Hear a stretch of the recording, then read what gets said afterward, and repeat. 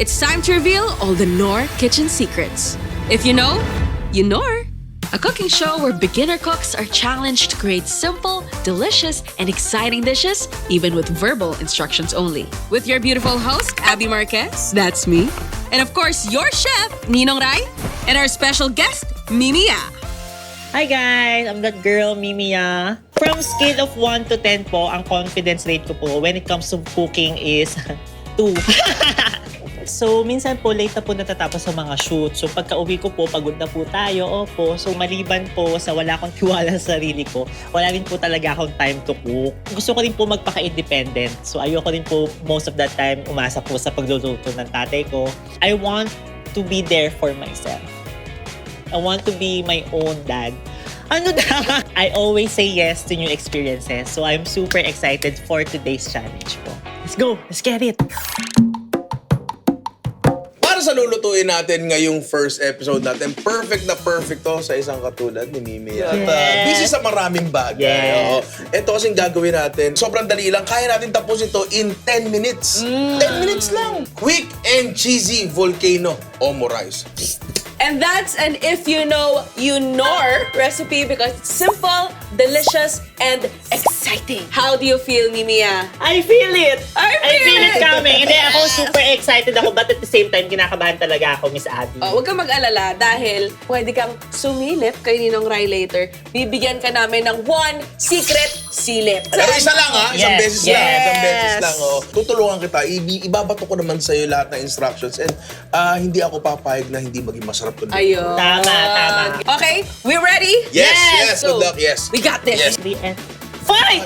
Come on guys, welcome to my crib! Wow! Ganda naman! Hoy, ang ganda! Aminin nyo. Ang fresh. Ninong Rai, meron ka bang if you know, you Knorr tips kapag nag-grocery ng ingredients? Meron tayo ditong quarter leg na naka-fillet na siya. Usually, kapag katsu, ang ginagamit natin ay breast. Yes. Diba? Kaso, para sa mga beginner cooks, ang breast kasi medyo mabilis mag-dry eh. Yeah. Eto, mas meron siyang shield for overcooking kasi mas marami siyang fat and connective tissues. So, mas let's make juicy it pa rin. easy. Yes. Oo. For now, let's get the rest of the ingredients. Tara, tapos Yeah, luto na let's tayo. Welcome to our very first episode of Knorr Kitchen Secret. Yes! Yes! Let's go! Now it's finally time to cook. Remember, you only have 10 minutes. 10 minutes. To create this dish. Yes. Pero huwag kayo mag-alala. I'll be here to check on you. Mimiya, how do you feel? Ako, kinakabahan ako kasi ayoko sa lahat yung pinipressure ako. So, I quit. Uy, dito ka lang. 10 minutes starts now. Let's go! Game! Step 1, marination. Kunin natin rin itong ating boneless quarter leg at iba-marinate natin to using, first, black pepper. Nakikita mo yung black pepper dyan? Apo? Konti lang, huwag masyadong marami. At syempre, ang ating secret ingredient. Asan ba yung secret ingredient natin? Where is Mimiya, it? Where is kunin it? mo na! Ha? Ito ba Ano na? mo na? Ay! Wow! Ito Ninong Rai, catch! Yan, lalagyan natin itong ating Knorr liquid seasoning, yung original. So Mimiya, patak-patakan mo na siya para papatak sarap. Favorite ko tong liquid seasoning ng Knorr. Yan. So pag wala kaming ulam, ito talaga inuulam ko. Ngayon, gamit ang ating mga kamay, lalamutakin natin to. Pwede na nating initin yung mantika natin. Buhos natin lahat yan. Sindihan mo na. Di ka naman nakapress, niloloko mo ako eh. Nakapress ako! Ikot mo, Pag siya sumabog! Yan! Yan! Okay. Thank you, Ninong Rai. Thank you, guys. Wait lang, di ba tayo tapos? Para sa ating step 2, pwede nating lutuin ang ating manok. So ngayon, pwede na nating i-prepare ang ating breading. 2 eggs going in. And i-beat lang natin yan. May 3 plate dyan, di ba? Apo. Kuha ka ng 2. Okay, ilagay mo yung breadcrumbs sa isang plato. Plato to the right, ilagay mo. Kahit kalahati lang ng breadcrumbs. Doon sa isang plate, ilagay mo naman yung harina. Okay po. Mga kalahati lang din nun. Kuha ka ng isang manok. Piliin mo yung pinakamalapad, pinakamaganda. Ilalagay natin yung manok dito muna sa flour. Sa floor? Sa flour, hindi sa sa flour. flour. Kala ko Sa sa harina, sahig. sa harina. Tapos baliktarin mo para coated siya. Kinakamay ko Ninong Pwede, Rai. pwede. Okay, Oo. yeah. Hugas ka lang mamaya. Didip natin sa egg. Buo rin. Kailangan mabasa rin talaga siya. Wait lang, Ninong Rai. Ayan. Tumatakbo oras natin. Kunin mo ngayon yung chicken, ilagay mo ngayon sa breadcrumbs. Abi, kamusta dyan? Okay naman? Secret! Hoy, tama Speaking of naman. secret, Mimia, gusto mo na bang gamitin ang iyong one secret silip? And then, Miss Abby, I'm preparing it kasi gusto ko makita kung paano niya lutuin yung itlog. Actually, sabihan na kita, ito yung mas mahirap. Ala, nahihirapan na ako. Parang gusto ko pala gamitin. Sige, halika na dito. Silipin mo na. Oh. Kanya ba itsura nun sa'yo? Oy, okay naman. Hoy, aminin mo, parang may paglalaban ako. Sige, Yes, sige. tama. Okay. If you know tip number 1. So eto, patay yung apoy namin, pero mainit na yung mantika namin, makakaluto yan. Pero mamaya, pag nakita nyo humina, pwede naman buksan. Ngayon, Mimia, handa ka na ba? Apo. Isa lang na natin, dahan-dahan. Ready? Please, Yes. wag mong iprito yung kamay mo, ha? Yes po. Sinusubukan kong pakinggan yung init ng mantika niya. Hoy, parang pala tayo tunog. Parang parehas ba? Pagka magpiprito ka, if you want it to stay intact yung shape niya, you slide it away from you. Ba't kayo mo lang sinabi kung kailan nakapag-slide na ako? Kasi nga, na-realize ko na, parang mali yung ginawa niya.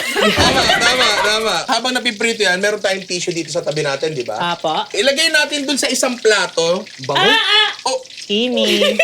Paano malalaman kapag luto na? kailangan tama yung firmness niya. It takes experience eh. Ay, ang sarap! Wala pa. Wala pa ba? Pwede mo gawing indicator yung browning ng breadcrumbs. Ha? Pwede yun. Pwede mo naman siyang i-flip pa ulit-ulit para makuha mo yung kulay na gusto mo. Kunin mo na yan, tapos ilagay mo dun sa tissue. Okay po.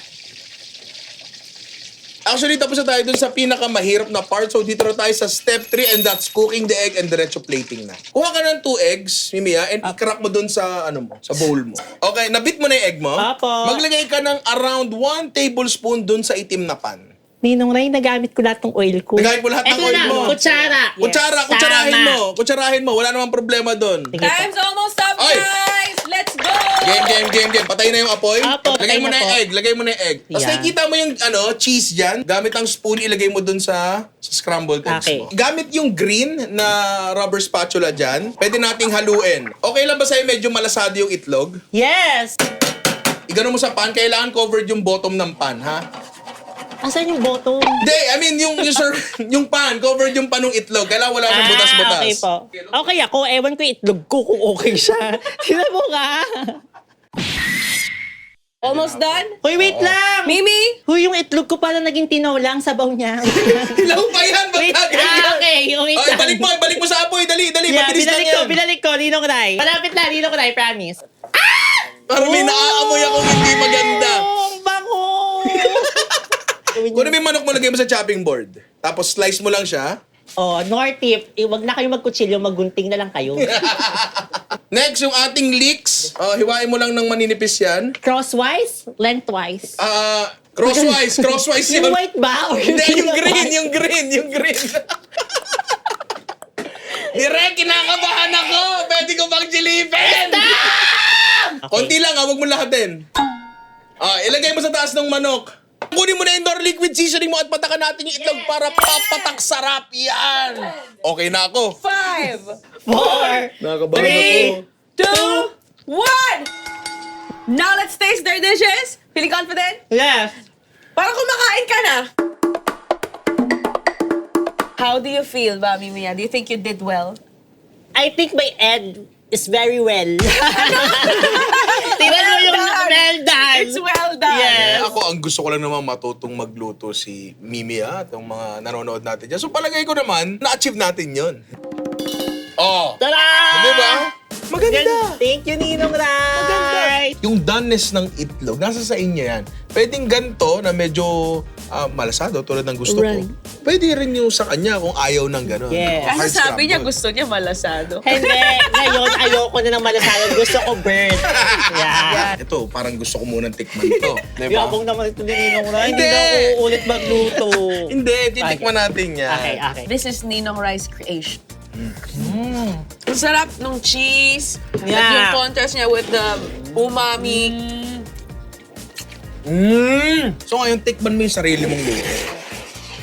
Feeling ko mas crispy tong kay Mimi kasi feeling ko during the breading process, Yeah. kinompress niya yung breadcrumbs eh. Okay, tikman na natin Sige. ang sariling Okay. atin. Cheers. Cheers. I'd argue na baka mas masarap pa yun sa kanya. Ang ganda ng texture ng manok, ang ganda rin ng texture ng itlog, di ba? May conclusion ako. Mm. Yung kay Mimi, kahit sunog yung ibabaw, Mm. meron pa rin liquidy malasado parts. So nakuha mo lahat ng good parts sa bawat klase ng luto sa Kasi hindi kanya. niya pinlip yung itlog. That's the universe telling you na you're okay. Yes.